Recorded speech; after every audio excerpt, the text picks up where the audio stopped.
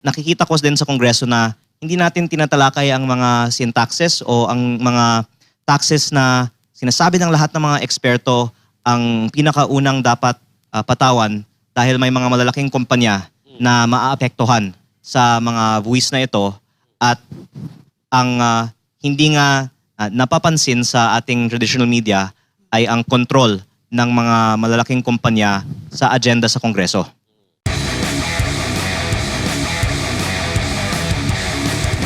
Tayo po ay narito din ngayong araw dahil gusto ko din imbitahan kayong lahat sa Liwasang Bonifacio kung saan may halos 1,000 mga kababayan tayo mula sa Batangas na araw-araw nagrarally para ibaba ang VAT at ibaba ang presyo ng langis. Ang layo niyan, Kong, ha? Sa taga Batangas pa pumunta rito. Ba't hindi nyo na lang sa Batangas ganapin yan? Yung Kongreso nandito eh. Ayun. Kung para ipababa ang VAT o hindi ipababa yung presidente. Linawin lang natin. Ang sinasabi nila bumaba. Bumaba. Okay. Kung anong ibaba, dapat sa inyo na lang. Yung VAT ang kasi yan ang isa sa inaano ngayon ni Kong, ang pinaglalaban niya ay dahil sa krisis, yung VAT ibaba o kaya naman ay tanggalin. Tama po, Kong, di ba? Simulan natin. Negosyante kasi si Kong Leviste. So alam niya kung paano yung sistema ng mga presyuhan, hindi ba? So sa tingin mo ba, yung mainit na issue ngayon diyan sa pagtaas ng presyo ng diesel, katanggap-tanggap ba yung ganung kalaking itinaas kahit na meron pa tayong enough na stock?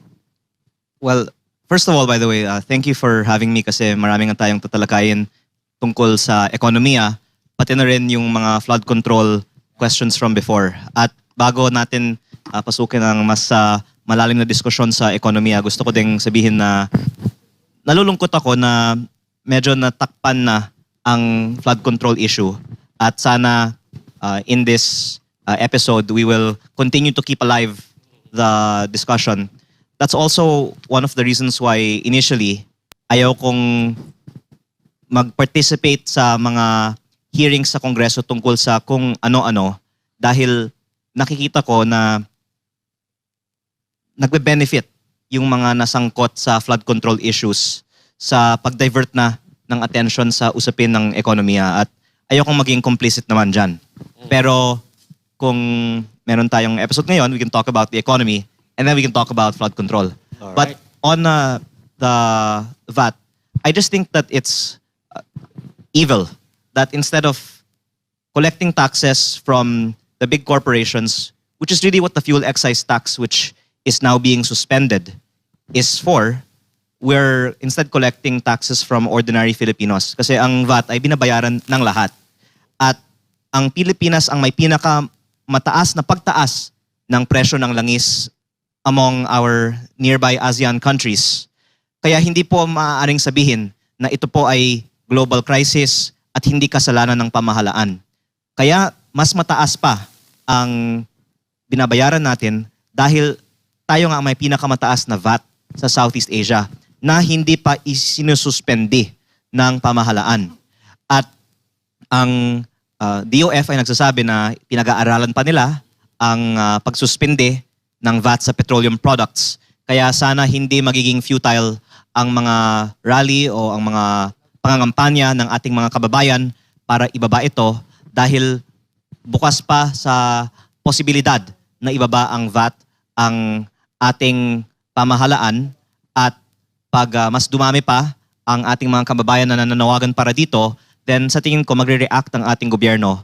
Dahil parang ganyan din yung pattern na nakikita natin. Kapag tahimik, walang aksyon. Pero pag mainit na ang issue, bibigay ang ating gobyerno sa kagustuhan ng mga tao para manatili sila sa kanilang pwesto. Kong, siguro itanong muna natin, kasi pag-uusapan natin tong VAT na inyong pinaglalaban.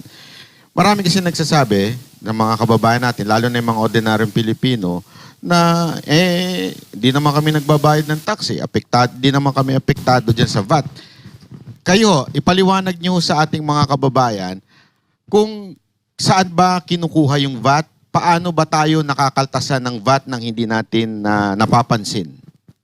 I think ang VAT ang isang buwis na binabayaran ng lahat ng mga Pilipino. Lahat ng mga bilihin natin sa supermarket, pinapatungan ng VAT, di ba? At lahat ng gas stations ay may VAT din. Ito ang tinatanong ng iba kung sinasabi ninyo na babawasan.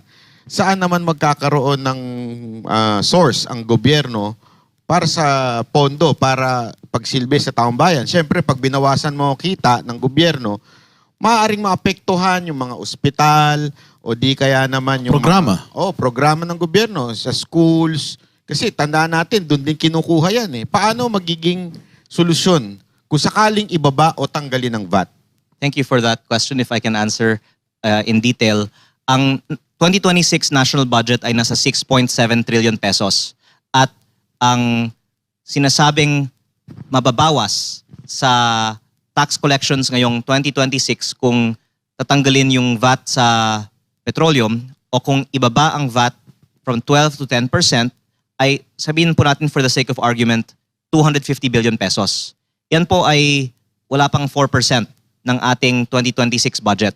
At ang Kongreso ay may pagdinig nung Wednesday kung saan ipinagmalaki ng Department of Budget and Management na meron na silang mga na-identify na non-essential operating expenses sa halaga ng 150 billion pesos. Natuwa ako, akala ko sasabihin nila, tatanggalin nila lahat ng mga non-essential operating expenses. Pero ang sinabi nila, 20% lang ng mga hindi kinakailangang gastusin ito ay tatanggalin nila. Kasama po dito ang traveling allowance ng mga government officials and congressmen and senators, ang representation expenses, ang iba pang mga allowances para sa seminars, at ang computation nila ay ito ay 150 billion. Tinanong ko naman, ang confidential funds na 11.6 billion, kasama ba dito? Ang budget ng Presidential Communications Office na 2.46 billion pesos, kasama ba dito? Ang 22.9 billion pesos para sa ASEAN Summit, kasama ba dito? Hindi pa siya kasama. Kaya kung isama-sama natin lahat ng mga tunay na hindi kinakailangang gastusin ng ating gobyerno, makakabuo tayo ng 250 billion pesos. At hindi dapat lang partial nating bawasan ang itong mga non-essential kasi ang sinabi ko naman, nung COVID naman, wala tayong mga seminar para sa mga government officials. Walang mga travel sa mga foreign conventions. Pero hanggang ngayon, tuloy-tuloy pa rin ang mga business as usual sa mga government offices. At parang low-hanging fruit, it goes without saying na dapat tanggalin itong mga non-essential expenses para makabuo ng 250, pero para mas lalong makatulong pa, dapat hindi lang yung 250 na ito ang tatanggalin, maaaring mas malaki pa ang bawasan sa ating either tax burden or pwedeng ibalik sa mga tao kung for example magkaroon ng mga bagong revenues naman ang gobyerno. Kasi dalawa po yung side of the equation. Lower expense and higher revenue na hindi manggagaling sa mga ordinaryong tao. Ang obvious na solusyon para magkaroon ng mas makatarungang buwis ay gumawa ng buwis na nagtatarget lamang sa mga bilyonaryo. At may mga mekanismo din na pwede kong ding banggitin mamaya para may targeted tax para sa mga pinakamayayaman na hindi babayaran ng mga ordinaryong Pilipino. At panghuli, meron din napakalaking tax evasion sa ating bansa both sa BIR at sa Bureau of Customs. At tinanong ko din sa congressional hearing kung 1/3 ng ating mga tax revenues ay ine-evade. At ito po ay sa customs lang, aabot sa, sabihin po natin, 500 billion pesos per year or at least a few 100 billion pesos per year. Then, bakit natin hindi talakayin na lang paano natin masugpuin ang korupsyon sa mga ahensyang ito para hindi naman manggagaling sa mga ordinaryong Pilipino ang revenues para sa mga essential government services kung hindi manggagaling na lang sa mga sangkot sa korupsyon kung sa DPWH man o sa customs man. Pero ang tanong, bakit hindi na lang i-push ninyo yung non-essential ang tipirin instead of touching the VAT? Kasi non-essential pa lang, 250 billion na. Kung tipirin nga yung non-essential, then makaka-afford ang gobyerno na bawasan ang VAT. Kasi yung VAT will result in a, let's say, 250 billion pesos decrease. But if you save on the non-essential, then the government can fund the lowering of the VAT. Kung tama yung sinabi ng mother mo, no, na bawasan yung luho, siguro. yung mga travels, yung mga unnecessary expenses ng gobyerno. Pero ang tanong kasi dito, dito sa VAT, ito ba ay makakatulong talaga sa mga Pilipino kung babawasan itong VAT? Or hindi ba po pwede na i-trace na lang itong mga tinatawag natin na mga lumalabag sa batas ng BIR, itong mga tax evader, para mabawi natin yung nawawalang pera sa gobyerno? Kaya nga natin gustong either bawasan ng gastos o hanapan ng additional revenues para mababaan natin ang VAT na binabayaran ng mga ordinaryong Pilipino.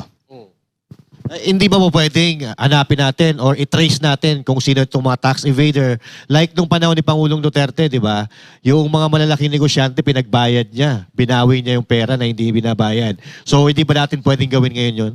Yun nga po ang talagang kailangan gawin. At speaking of that, ang isa pang malaking source of lost revenue sa ating gobyerno, ang smuggling ng tobacco products. Yes. Hindi lang ang petroleum products at ang ibang mga agricultural imports.